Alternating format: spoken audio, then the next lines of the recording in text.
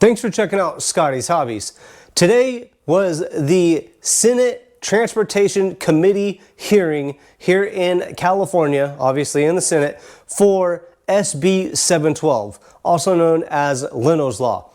Break that down, or break this rule down for you real fast. What it is changing the requirements for a vehicle to be considered a collector car in the state of California. So currently there's already a collector car rule here in California. If you qualify in that rule, your vehicle that's over 35 years old will not need a smog or will be exempt from a smog. Currently, to get into that rule or that exemption, you must pass a smog or smog inspection to get into that rule or exemption. You also must have collector car insurance to get into that exemption. What Leno's Law is, or SB712 is going to remove the smog inspection and the collector car insurance requirements to be able to qualify as a collector car and become exempt from a smog.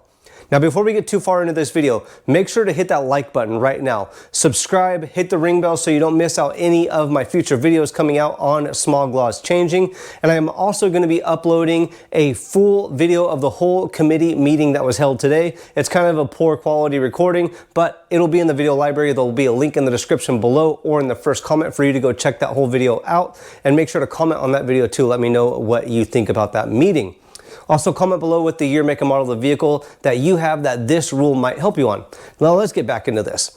Today, in the Transportation Committee meeting, there's 15 committee members or representatives that make up the committee. 11 of them showed up today, so 11 voted. 4 of them are going to be voting later or in the future. A couple people that did show up in favor of this bill, most notably, obviously the bill author, but Jay Leno showed up, let everybody know that he does approve of this bill and why he approves of it.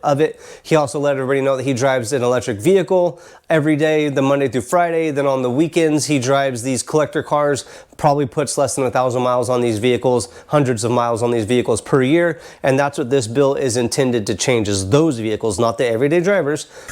We do have a quorum. Mr. Leno, yes. Please proceed. You'll have a couple minutes. Okay, well, I try to be a role model here a little bit in California because people have their eye on you all the time. I mean, I drive my electric cars during the week, and weekends I work on my older and antique vehicles. Another representative of SEMA, or I should say a representative of SEMA, also showed up to support this bill being passed. And I didn't know that SEMA was so involved with CARB and getting EO numbers or CARB numbers submitted and passed into the state. They do a lot of testing for the Bureau of Automotive Repair and CARB. I didn't know that. So SEMA coming and showing their favorability for this bill probably helps out a lot as well. My name is Mike Spagnola, and I serve as the President and CEO of the Specialty Equipment Market Association, better known as SEMA.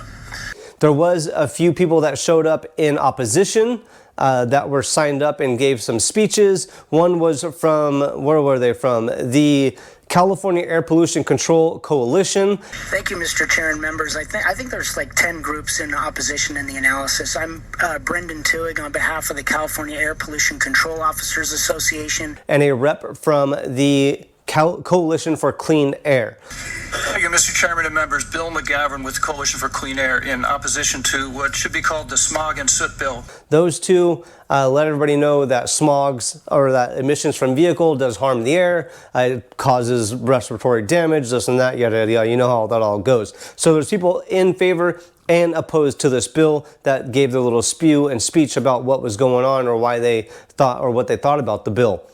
Now, what I think might get this bill caught up in the future from passing or going all the way through is some representatives showed that they were kind of afraid that there's going to be a lot of people just going out checking the box saying that I have a collector, even though that this vehicle is, or their vehicle is driven darn near daily. So they wanted to see a way to prove that these vehicles are collectors' cars. What they really liked to see was that the collector car insurance regulation or requirement was in favor or they liked that, that kind of like kept the guide rails in place that made it so that these vehicles were actually collector vehicles, not driven as a daily driver. Because if you had the collector car insurance, you're putting a ton of miles on this, you're going to get disqualified from that. So they liked that guide rail being in place. Say that for clarification, I think that the absence of collector car insurance is the piece that I worry about, not because because I don't have another equivalent to verify. Okay. And that's the issue. If that is no longer on the table, what is the equivalent that will verify? So that's one thing that might get it caught up. Another part that I think is kind of wishy-washy is the representative that introduced this bill. She makes it sound like she wants all vehicles that are 35 years and older to be exempt from smog, which is all fine and dandy. But the way that this bill is written is to change the actual collector car rule that's already in place. So that pretty much what the bill says is that only collector cars are going to be exempt from smog. But what she's verbally saying is that she wants all 35-year-old vehicles and older to be exempt from smog. So I think that might be a little bit clashing later. And what do you guys think is the better support on this? Do you think this is going to hurt the collector car values? Do you think this is a good idea? What would you guys do? I know, of course, everyone's going to say, no, let's not do smogs, which more power to you. But also, what's the year, make, and model of the vehicle that you have that this bill might benefit you on keeping that vehicle on the road? Now, when they're all said and done, everybody voiced their opinion. Everybody took in what everybody had to say. They did do a vote of the people or the representatives that were in the Senate committee meeting. So there was 11 representatives that showed up today. In favor was 9. Opposed was 2. Aye. Cortese, I. Strickland. Aye. Strickland, I. Archuleta. Aye. Archuleta, I. Adeguin. Aye. Adeguin, I. Blakespear. No. Blakespear, no. Cervantes. Aye. Cervantes, I. Daly. Daly, I. Gonzalez. Grayson. Limon. Menjivar. No. Menjivar, no. Richardson. Aye. Richardson, I. Sayarto. Aye. Sayarto, I. Umberg. Valadares. Aye. Valadares, I. All right, we'll leave that bill on call, and as we have absent members, it's 9-2 presently. 9 ayes, 2 noes. We have absent members. We'll keep the bill on call to continue. Thank you, Mr. Provide an Chair. opportunity to vote. Thank you. Thank you, members.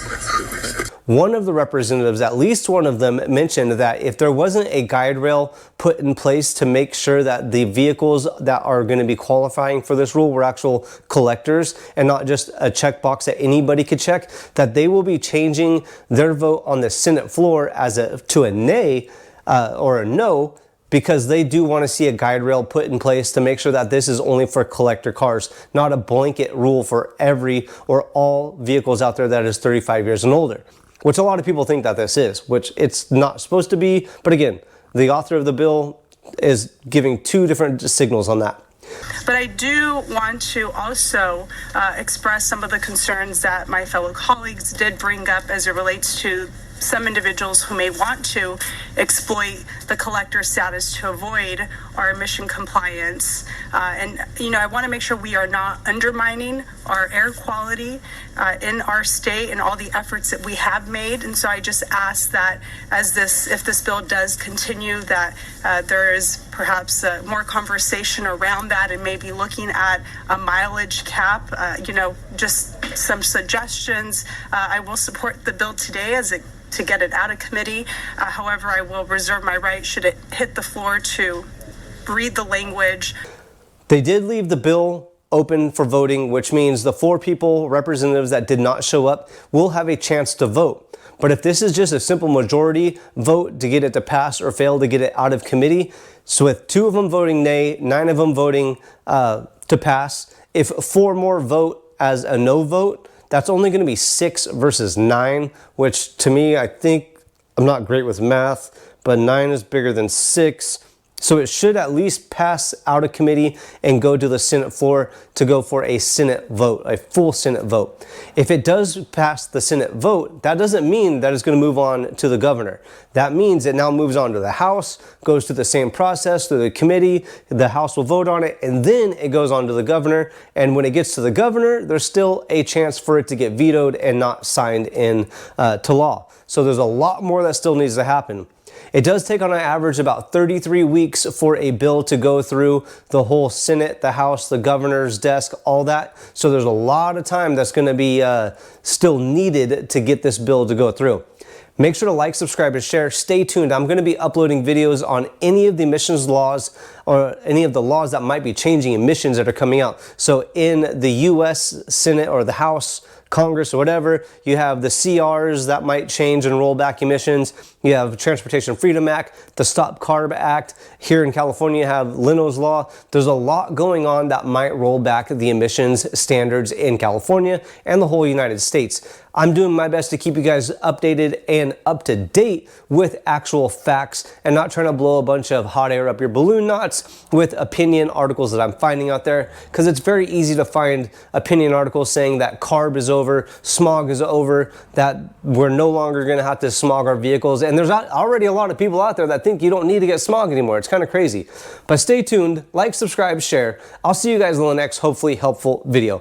Thanks for checking out Scotty's Hobbies.